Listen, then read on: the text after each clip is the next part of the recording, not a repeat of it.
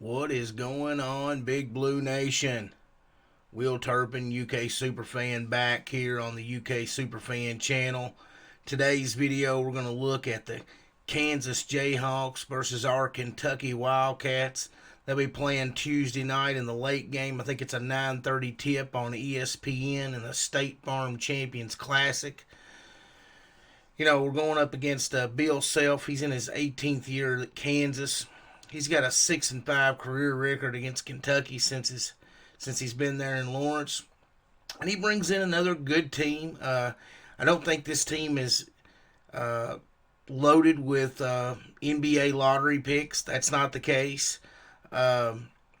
Maybe from an overall talent level, this Kansas team won't jump off the page as some of his teams in the past have. But one of the things that I noticed, in looking at them over, they played 2 games already. They had that opening loss to Gonzaga, and then they pretty much put a beat down on St. Joe's. But their players, they tend to get to the places that they want to get to on the floor. And they know where their sweet spots are at, and they do a very good job of getting the ball there. There is some great ways to attack this Kansas team, and we will discuss that as we preview everything. We'll go ahead and just get right into it. Kentucky obviously coming off a tough loss against Richmond. The thing for Kentucky is going to be, can they put wins together while they're trying to figure this out? Because, as I've said, they don't have an identity. They don't have a calm down play, a calm down player when things are getting chaotic that they could lean on like they had in a Nick Richards and an Emmanuel Quickly. It seemed like last year, when things would get a little chaotic or whatever, Emmanuel would pop a couple of threes in, and it seemed to right the ship, quickly for Kentucky. This year, it's all brand new. You see at the bottom there we got Keon Brooks Jr., and I'm hopeful that he will get to play. But at the time I'm recording this, I really highly doubt that he will. They're going to practice at 1 o'clock on Monday afternoon. I'm recording this late Sunday night. So this video will be up for consumption in the morning. They'll practice at 1 o'clock. And if Keon gets in a full practice there, then I would expect he'll suit up and get his first minutes of the season on Tuesday. And where that's going to be at, I don't know. If he does play, I don't know if he starts or doesn't start. Like I said, we're so into this season, and we're in such the beginning stages of it. But like I said, that's going to be the interesting thing for our Cats is, while they're trying to figure this out, while they're learning, can they string together W's? Because it was disappointing the other night. We had such huge edges against Richmond, from a length and from a height standpoint, and we weren't able to, for whatever reason, we couldn't couldn't get those guys posted up. I was really hoping we'd get to see Clark and Boston posting those smaller guards up, but it just didn't happen, and Richmond just out executed us. And we're going against a Kansas team here. Like I said, they won't jump off the page. There's not 2 or 3 lottery picks on this team, but there's a lot of solid pieces, and Bill Self always does a good job getting his guys ready. We'll start right off at the top up there. Marcus Garrett, he's a 6'6 guard, 195-pound senior. He was the Naismith Defensive Player of the Year last year in the NCAA. Big 12 Defensive Player of the Year.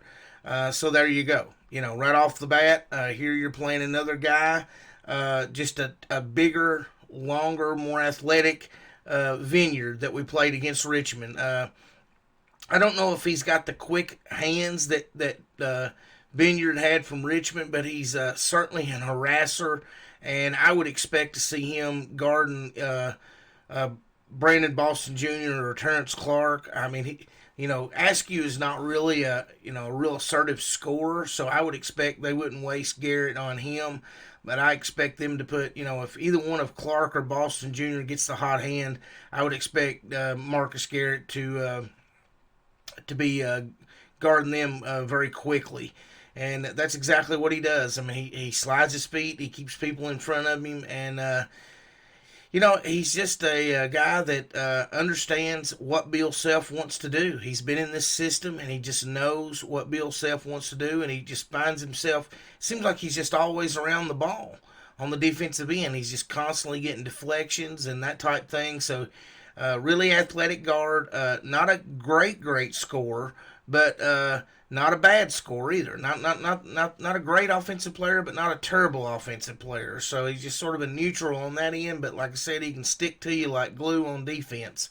So again, don't be throwing lazy passes around Marcus Garrett.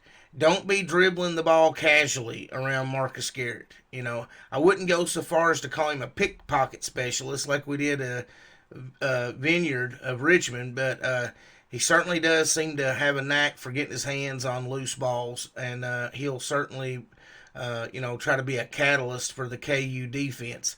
Next down through there, you'll see Ochi Agbaji, and he's a 6'5 guard, 210-pound junior. He's very aggressive on the offensive end, but he has certain places on the floor that he likes to shoot the ball, and he's going to be a guy that we're going to have to contend with. At 210 pounds, he has a little bit of a weight advantage on our guards. Typically, him and Christian Braun, that depending on the matchup, either one of those guys, they both are interchangeable at the 2 and 3. We saw Kansas go with a lot of small ball in both their games so far. So they're not, they don't have any qualms at all about, playing 4 guards and 1 big. And even at one stretch, I saw them, they had 5 guards on the floor. So, I mean, and they were running and gunning. So, Bill Self is, one thing about him is he will mix it up, and if something's not working, he will change the game plan, and he'll run a various different types of sets. I mean, I don't know. When I was watching the tape on the first 2 games, it was like, I mean, I couldn't keep up with all the stuff they were running. And they were very aggressive on offense. While they don't have, like I said, standout offensive players, but they just seem to score a lot of points. They get a lot of easy baskets. And next up, Christian Braun, 6'6", 205-pound guard. I think he had 5 threes in the win over St. Joe. He's a guy that, he's an above average shooter. And he's, I'll tell you another thing about Christian Braun I noticed real quick is that young man can slide his feet and get them set, and he can draw charges. And in the young season, he's probably, he's on a little list I've been writing down of guys that are good at drawing charges. And right now I only have 6 guys on that list and in the nation, and he is one of them. And he is really, really good at frustrating you, and if you're not patient and you get too over aggressive, Christian Braun will get you in foul trouble, and you will commit some offensive fouls. That's just his MO. Plus, he can fill it up from long range. He's a guy that you just can't leave open. If you don't guard these shooters from Kansas, they're more than capable of lighting you up. So. Garrett, he's not going to overwhelm you. Albiagi, if you leave him open, he's going to shoot it. Christian Braun, he's going to shoot it, and both those guys are more than capable of hitting 3, 4, 5 threes in a game. Jalen Wilson, he's up next. They play a lot of different ways. So, like Jalen Wilson, he's 6'8", 215-pound freshman. Like, he gives this team a lot of versatility. I mean, we're talking about a guy, like I said, 6'8", 215 pounds. He can play the 2, 3, and the 4. So you talk about being a versatile player. I mean, he gives Bill Self a lot of different things that he can do. Like I said, in the first 2 games, I saw him play all 3 positions, and he creates a lot of mismatches. And that's really what Bill Self does is he looks at the floor and studies that floor, and he really tries to get you uncomfortable on the defensive end, and he tries to put you in in mismatches that you don't like.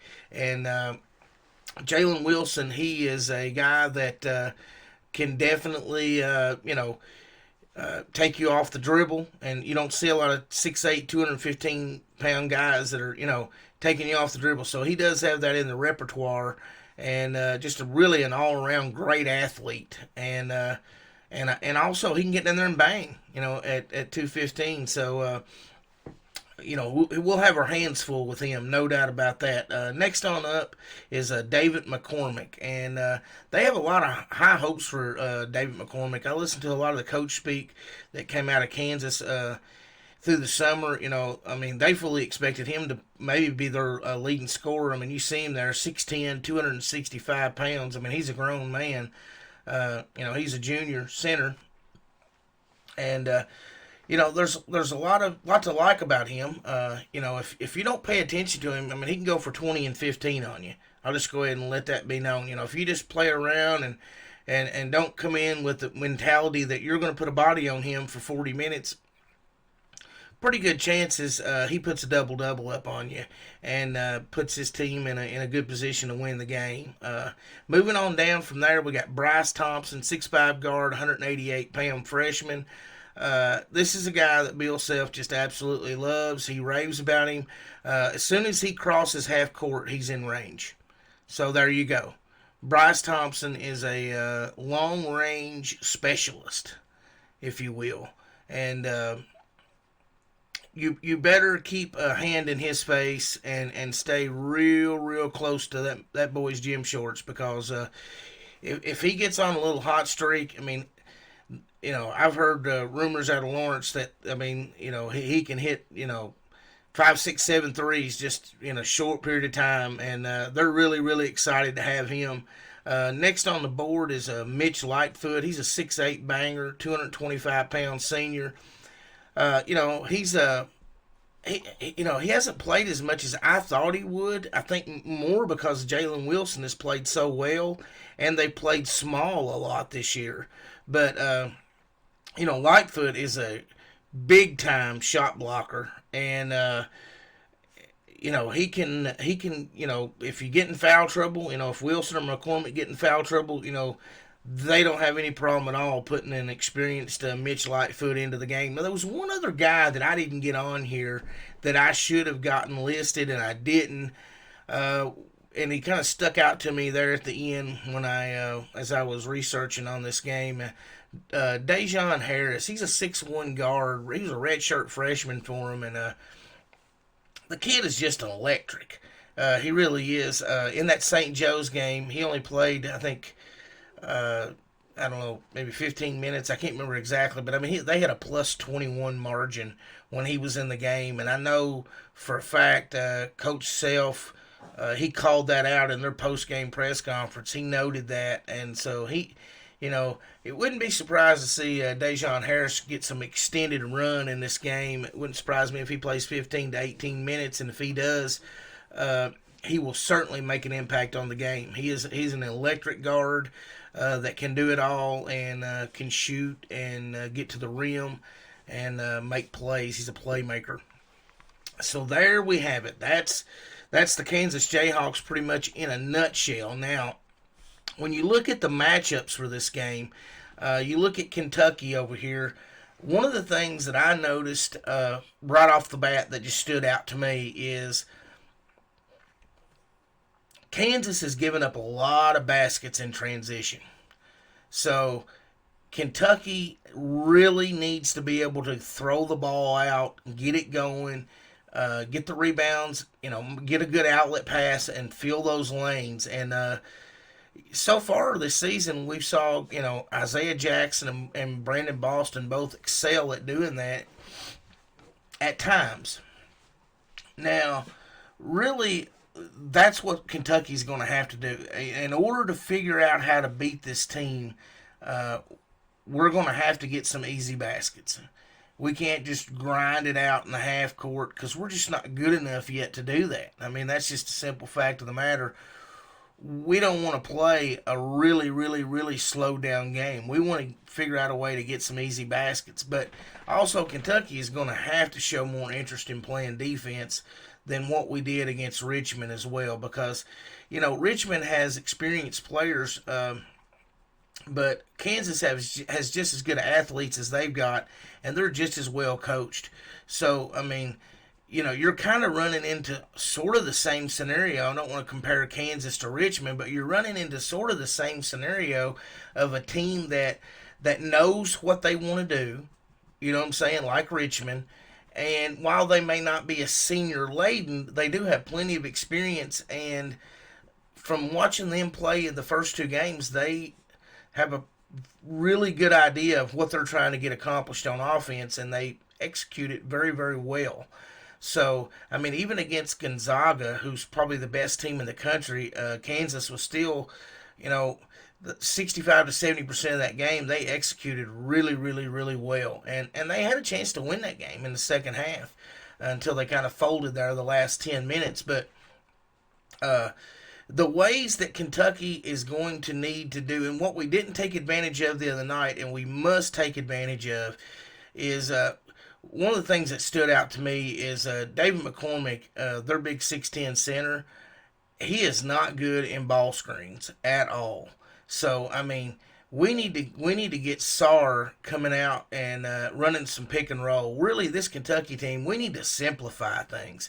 I know Cal likes to run all that pin down action, and but it didn't look good the other night. That offense didn't look good the other night, and the ball wasn't moving. We had 0 assists in the second half the other night. I only had 5 in the first half. After the first game, having an assist almost over half our bucket. So, you see the proofs in the pudding. We can't let this thing break down and turn into AAU basketball, because it's just not going to. It's not going to be a winning formula for us. So, for our Cats to get this win, we're going to need to play smart and take advantage, of areas where we can attack them, and getting McCormick in ball screens is where we're going to need to try to make our hay. That guy can sit down there in the paint and get a lot of rebounds, and if he catches the ball down low, it's basically 2 points. He's pretty good around the rim, and he understands how to maneuver that 265 pounds to get open. So,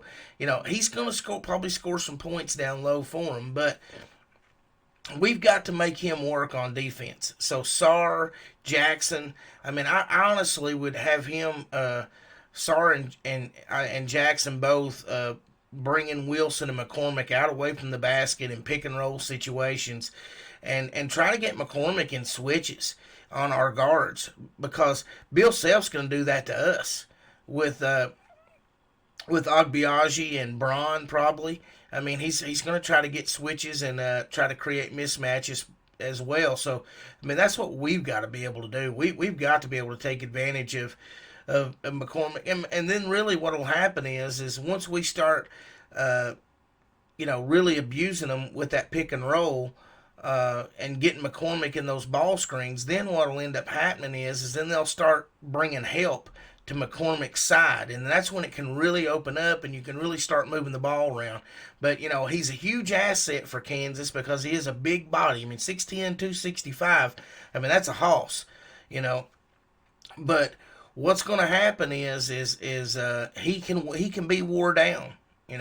And that's what Kentucky has to do to win this game. 2 big keys, I think. Transition offense. Rebound the basketball, get the good outlet, and create some easy opportunities. And we need to do that early. We need to settle ourselves down, because that's what happened against Richmond. We never got out into any rhythm. We never got into any flow at all. And we were just kind of pressing the whole game. Just felt like we were just trying to hang on the whole game. And it wasn't pretty to watch. And then down the stretch, it was just like, somebody stuck a pin in the balloon. Every time out we called, down the stretch of that Richmond game, it seemed like the worst we played. It almost just seemed like whatever adjustments or what we were trying to do, it was just going the wrong way. So I really feel like simplifying this thing and getting these kids in some easy positions to be successful, and that's what we need to work on tomorrow. I hope at 1 o'clock practice tomorrow. I hope Kentucky is really working on getting that outlet pass and trying to push the ball, because Kansas has shown in both games, even against St. Joe, they showed that they have at times they lack getting back, and they don't pay attention, and basically I think they get, in some ways, it's early in the year and maybe everybody don't have their conditioning. That's a possibility, but they definitely were susceptible to the runouts. So I mean, we're going to need those, because we had long stretches that Richmond game where we had trouble scoring. So that'll be a huge key. And as much as I think Brandon Boston and Terrence Clark are just unbelievably great players, we've got to just get the ball moving. Get it moving. And I'm not talking about that little weave thing we do at the top of the key where we essentially just waste 12 or 13 seconds off the shot clock. I ain't talking about that. I'm talking about attacking the defense with ball movement and getting downhill. Getting downhill. I hate when we stand up there at the top of the key and run that little weave and throw 3 or 4 little passes, and the defense basically just gets to stand there and rest. And we're just wearing ourselves out when we do it. So I don't know why we do that. But anyway, that's for another day.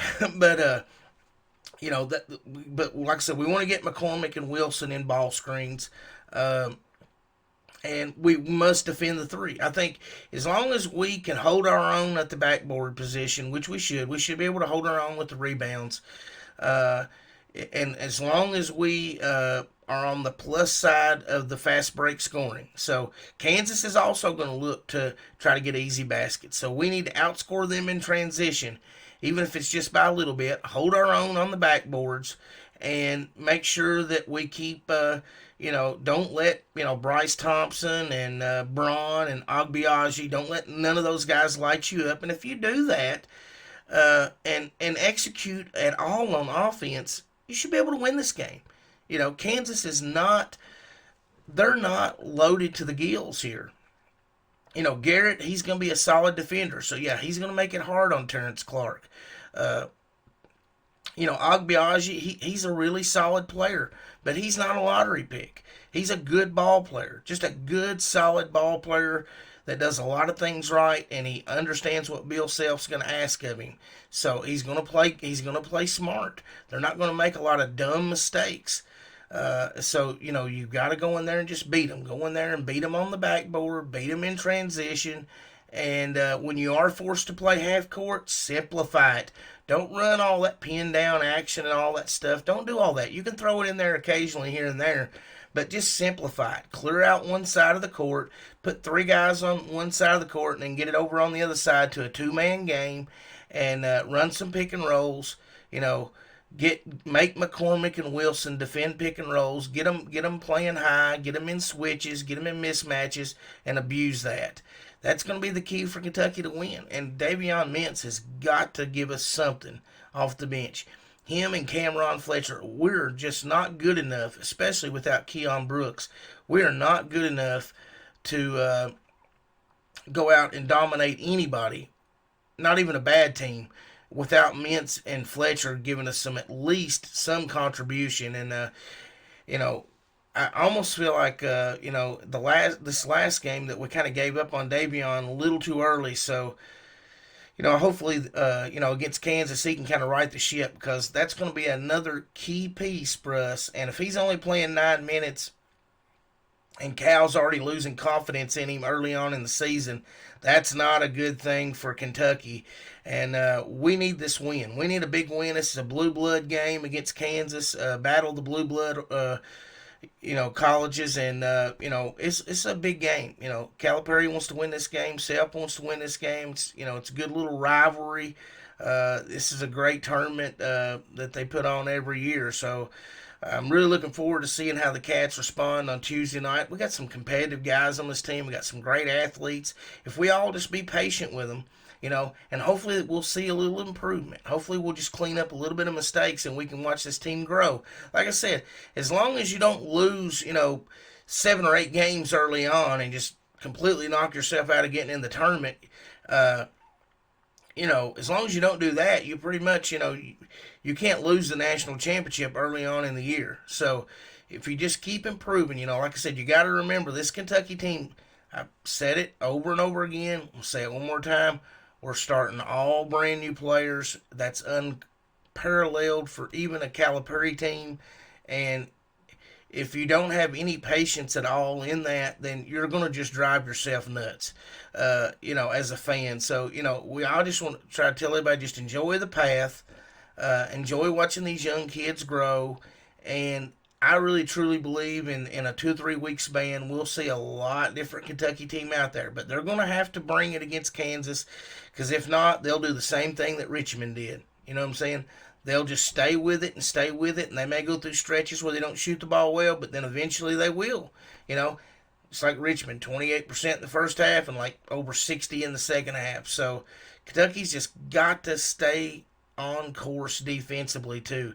I mean, that was the thing is that whole second half the other night they just didn't guard anybody. So that's the keys. That's what I would be looking at as far as this big Kansas Kentucky game.